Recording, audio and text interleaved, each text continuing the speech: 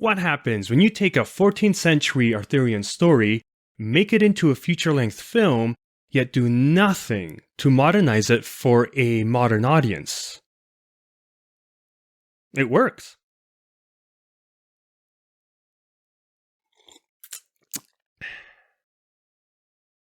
Roll it.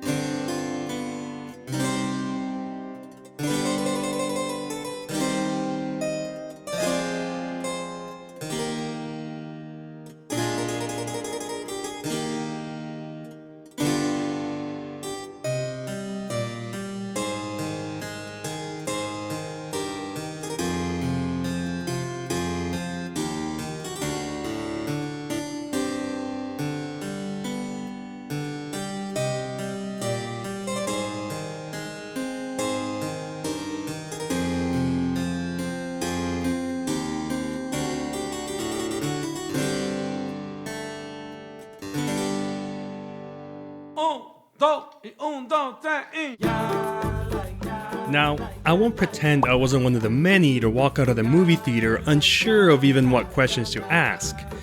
There's a lot to unpackage here, but the contents are almost foreign, like there's context I'm missing to fully bridge the gap of understanding. He wants you to tell, look in camera. Okay? That's all he said? And I'm still working through it even as I write this script. These words you're hearing right now, they're still haunted by this ambiguous deconstruction of Arthurian legend, chivalry, masculinity, and religion, all woven together into a coming-of-age fable. But therein lies the beauty of this film. It asks a lot of its viewers, making no attempt at holding your hands throughout its 2-hour-long runtime. But in doing so, we get a lot more out of it. You know, sometimes you just gotta work for things, Nothing good comes easy.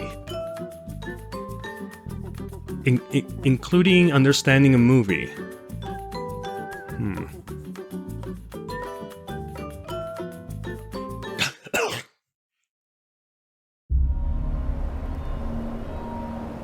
Friends,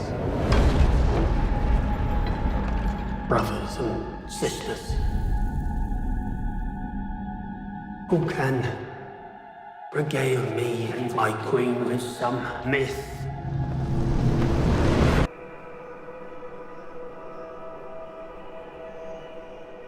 The screenplay and direction of this film is slow-paced, very dreamlike.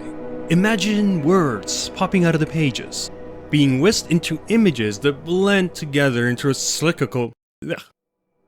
Imagine the words popping out of the pages, being whisked into images that blend together into a cyclical narrative. I can't even. Or another way to look at it is as a film that needs your full mental capacity, or you risk dozing off. But that doesn't mean it's bad. For example, Blade Runner is one of my favorite movies, so I usually tell people that are having troubles falling asleep, battling insomnia, that they should just pop in Blade Runner, turn up the volume, and let its imagery mesmerize you with the soundscapes and slow pace. It's a slow movie. And The Green Knight checks this tick mark too. Checks this, you know what I mean. It's slow. But hey, we're getting too ahead of ourselves. Let's lay out the facts of the film on the table.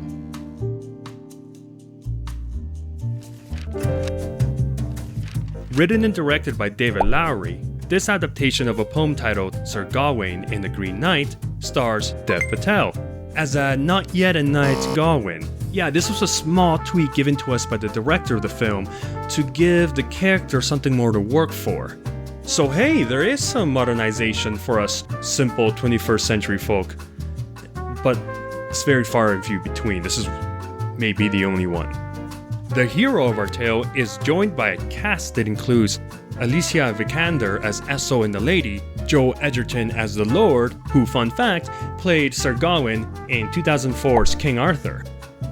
Use that for your next trivia night. Sarita Chatterjee as the Mother, Sean Harris as the King, Kate Dickie as the Queen, and Ralph Ineson in his booming voice as the Green Knight.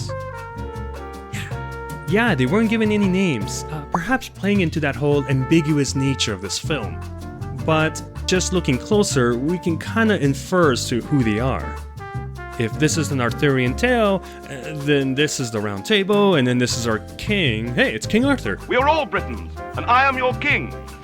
I didn't know we had a king. I thought we were an autonomous collective. Meeting the queen is Guinevere, and the mother or sister of the king is Morgan Le Fay or Morgana, who seems to flip between good and evil depending on the adaptation. And in this film, it's left very ambiguous as well. So chalk up another mark for ambiguity. She could be good, she could be bad. She's like teaching her son a lesson. I think. I'm still not sure. Look at me, I'm an actor.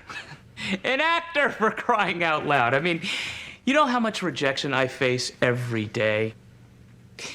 But in this business of show, you have to have the heart of an angel and the hide of an elephant. But let's just say that the acting as a whole is a triumph. There's a presence felt in each of their performances that goes beyond the dialogue, of which there's very little. Instead, the majority of emotions are conveyed in the subtleties of their movements and expressions, which culminates into a good job. They do a good job. Toss in a minimalistic but engaging musical score by Daniel Hart, and the beautifully crafted scenes by the cinematographer Andrew Dros Palermo, and you'll get one memorable film. All parts working in sync in one direction, in a script crafted to pull you away from your seat and into the pages of this poetic triumph. Poetic legend. Knights, I bid you welcome to your new home. Let us ride to Camelot!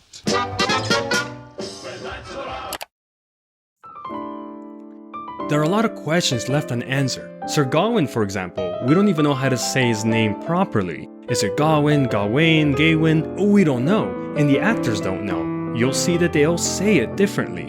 And all these questions are rooted at the fact that the tales from the 14th century, written by an anonymous author. So there's a lot of things left unanswered. If you Google Sir Gawain and the Green Knight, you'll find probably countless articles talking about what the actual original story means, the themes it explores, and this movie seems to explore all of them. And our director David Lowery is not afraid to add a few extra tidbits, features that weren't actually involved in the original story, but they fit very well thematically. And these range from references of other movies such as Barry Lyndon and Willow to elements found in other Arthurian tales.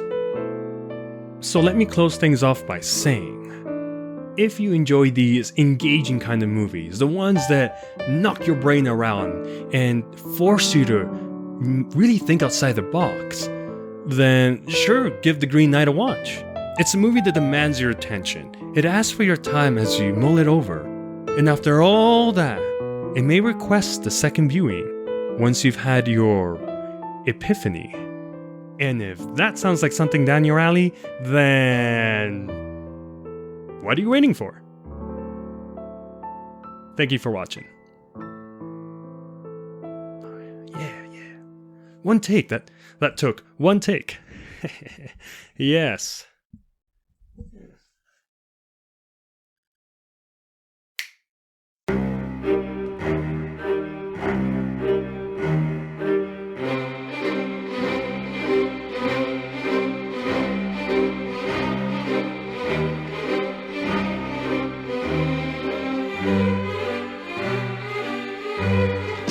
On second thoughts, let's not go to Camelot. It is a silly place. Right.